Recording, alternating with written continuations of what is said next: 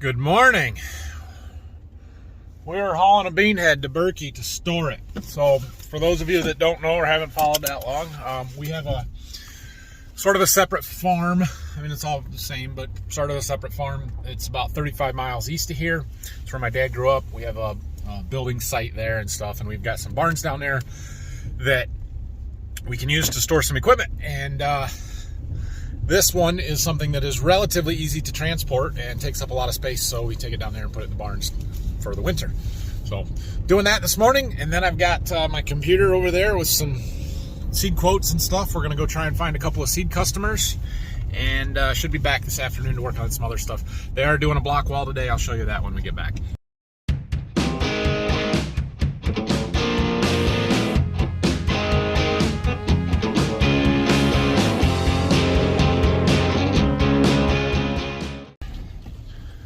All right, we made it. Now we got to figure out where we're going to put this exactly.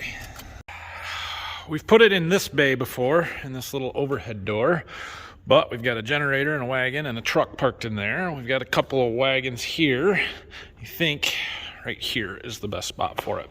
We'll probably bring the International Semi and put it on this side so we can, it'll fit. We've got our wagons in there. We got the tender trailer on the other end of the barn over here. More stuff over there. We might be able to get the corn head in on that side when we're done with it. So we're gonna open up this big bifold door here and stick it in the middle.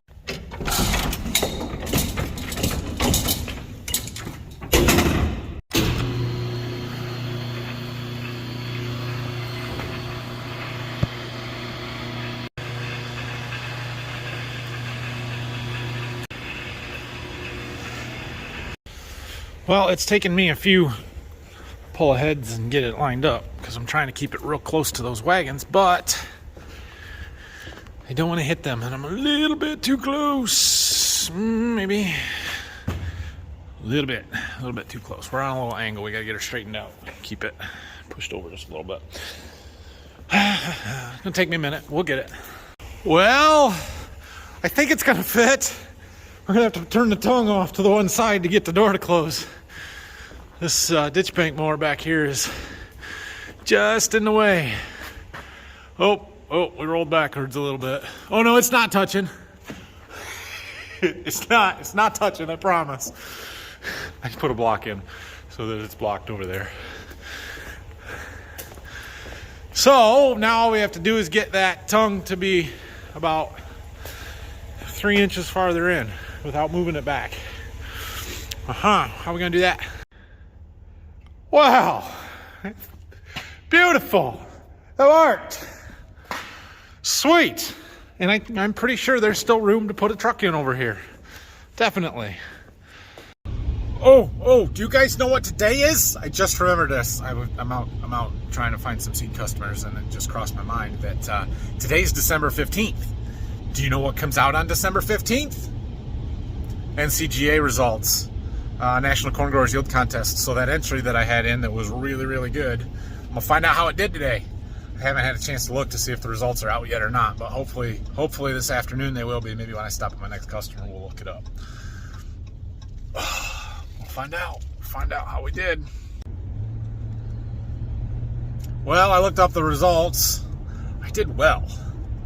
Unfortunately, so did everybody else. Dang. Michigan stepped up their game on the top end corn yields this year. So last year, I looked up, and if I would have had 285.5 bushel corn last year in the conventional non-irrigated category in Michigan, I would have been second place by just over a bushel or something like that. This year, I'm 11th, which is the same position that I had last year in the irrigated category with my 273 or whatever irrigated. So I'm a little bit bummed by that. I thought that maybe I would be top 5 anyway, but hey, 285 bushel corn is nothing to complain about. We did really, really well. So did a lot of other people, and that's just the way it goes sometimes. But here, I'll put a screenshot of the results in here for you. All right, I made it back to the farm. Looks like they're done laying the wall, and Dad's doing some backfilling. Brought some stone and everything here. Let's go check out the project. So they brought some pea gravel. They're gonna fill inside. We're gonna use to fill inside. The concrete's gonna go.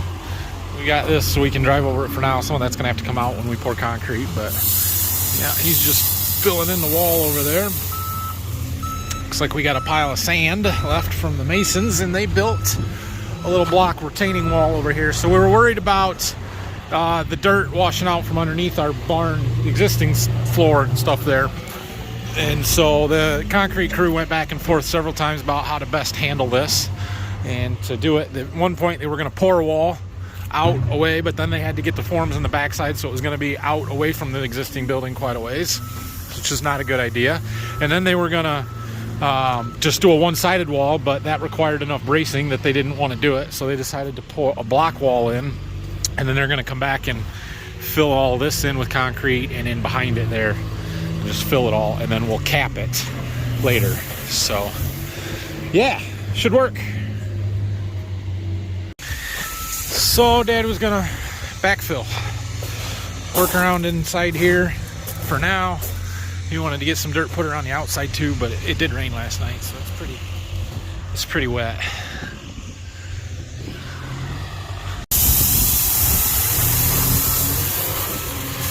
Eventually we'll have to get the laser out and do some measuring and stuff to see how much stone we need to put in here, but it's gonna be a lot. All right, I got that stair gauge deal. I'm gonna go down and work on my house. I'm gonna go see what's going on down there, and if it's okay if I bring my saw and set up in the basement, start working on those risers. Hopefully I can get at least the bottom half of them done here this afternoon. It's a little after 2 now, so we got some time. All right, well, let's do some work here. So we've got our little workshop set up in my basement here. Air compressor and stuff we'll get to. I've got the saw set up here, and laid out our risers there, and then got my shop vac hooked right up to the makeshift dust collection system that we've got, so we don't get it too dusty down here. And we are cutting risers. So I did this one already, because like I said, you don't ever film the first one. Do a practice run.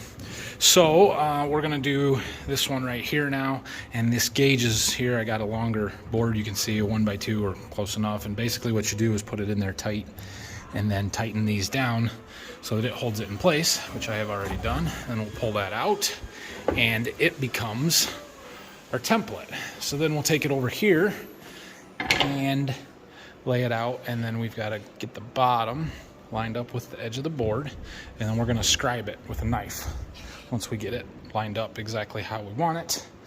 And I'm kind of analyzing the board, seeing, you know, can I avoid this knot, or should I not worry about that one and get rid of this little one?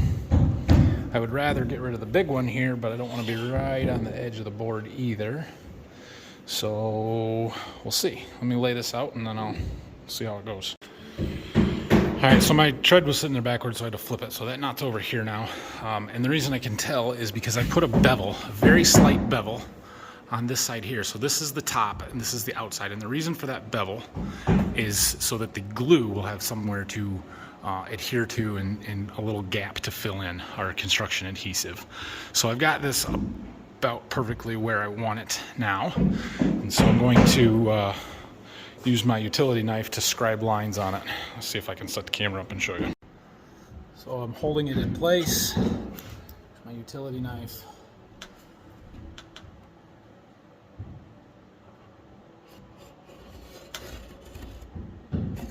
There's that side. I'll do the other side before it moves.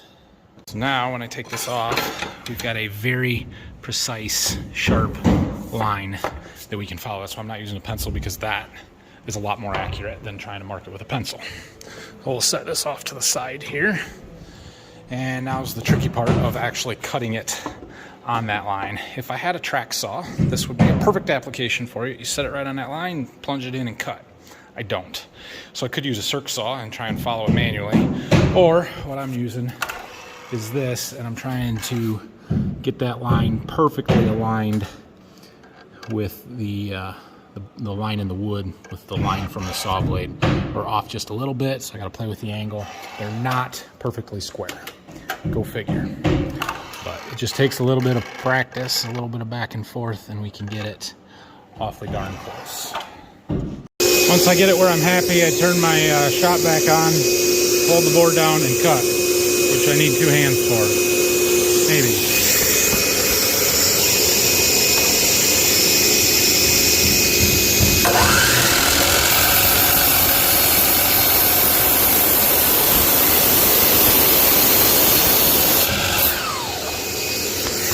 There. You can see I've got my saw on that same 5-degree bevel for these end cuts as well.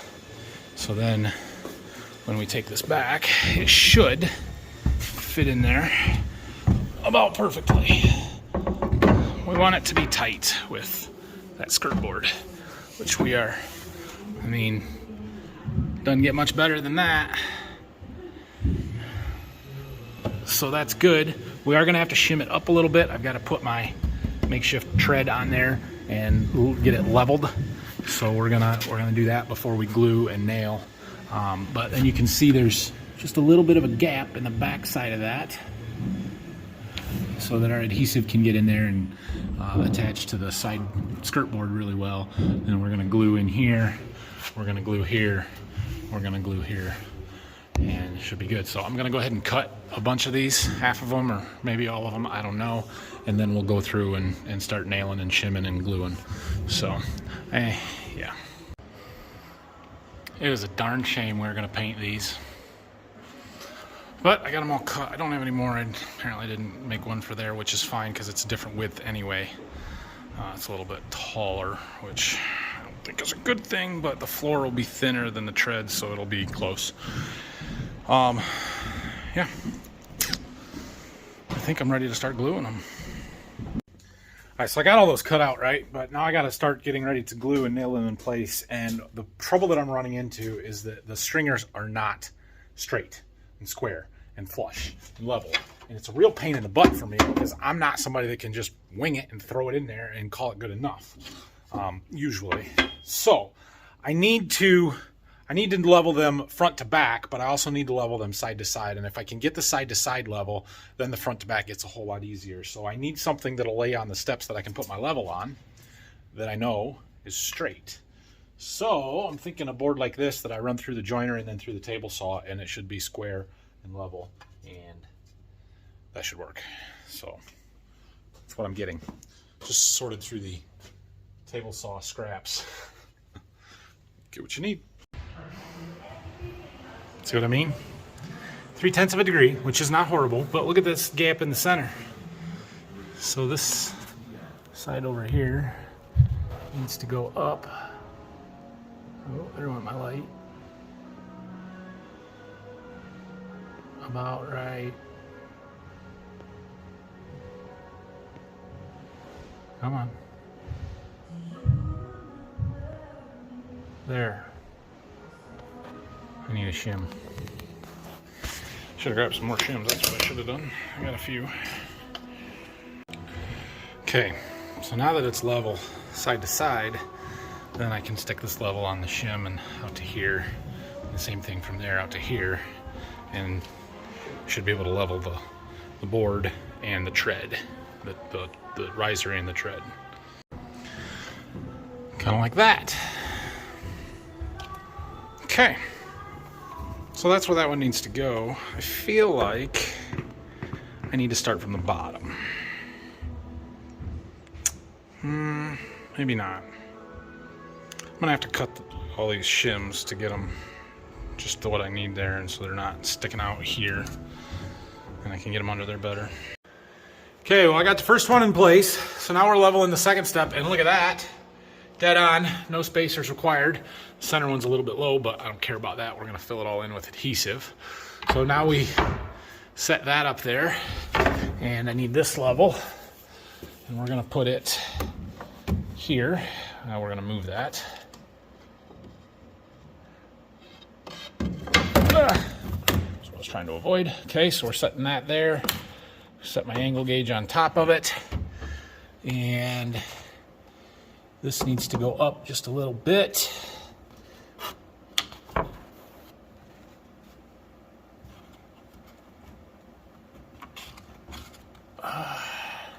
That's close. I'll tweak a little bit.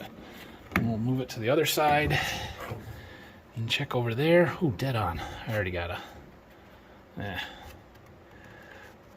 a spacer in there. That's why.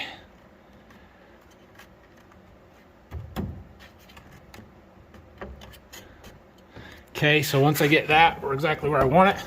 I'm gonna cut my shims and then I'm gluing them to the stringers like I did there. I glued the shim to the stringer and then glued the board right on top of it again. So let me get those shims in place and then I'll show you. Okay, I got a little teeny tiny shim in there. And on the other side,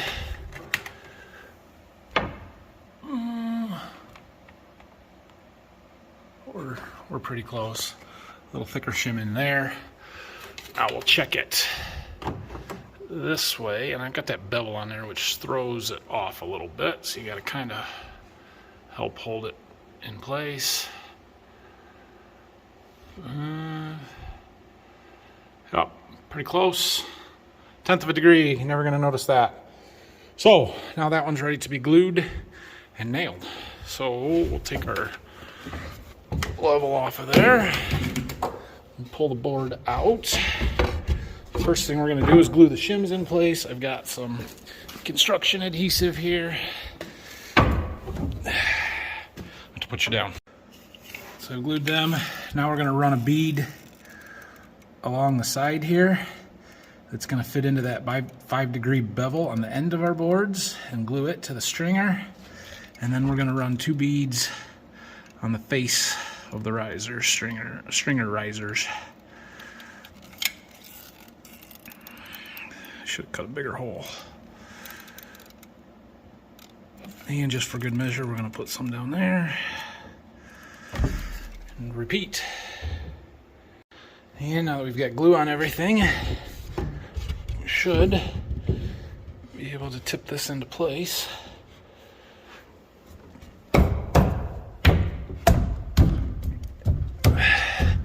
And I'll double check it and nail it. Our level is dead on, so we're gonna sink a nail there, a nail there, a nail there. Those ones will get covered up by the tread. I'm also putting some up here in the face though, because we're painting it. And so I can putty and sand those holes, and it'll help hold it better. So that one's done.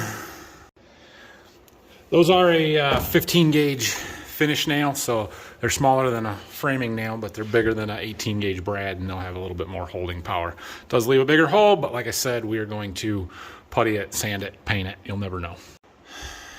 All right, I'm making progress here. These last two, the face has also been way out of level. Let's see, what did I do with that little level right here? I put this on there, and now we're pretty close, but I had to put some shims in there too, so we're shimming all over the place. I don't like it, but at least it's gonna be straight when I'm done with it. All right, I did not do the bottom one. My glue is empty, plus it's the bottom one, and I ran out of shims, and so I'm not gonna do that one right now, but the other ones are in, and they look great. Yeah, I'm happy with that. So the top ones are gonna be a little bit trickier because we've got this open edge to deal with, so I'm gonna have Dad help me a little bit more with that, but I'm really happy with these, and we're gonna let the glue dry.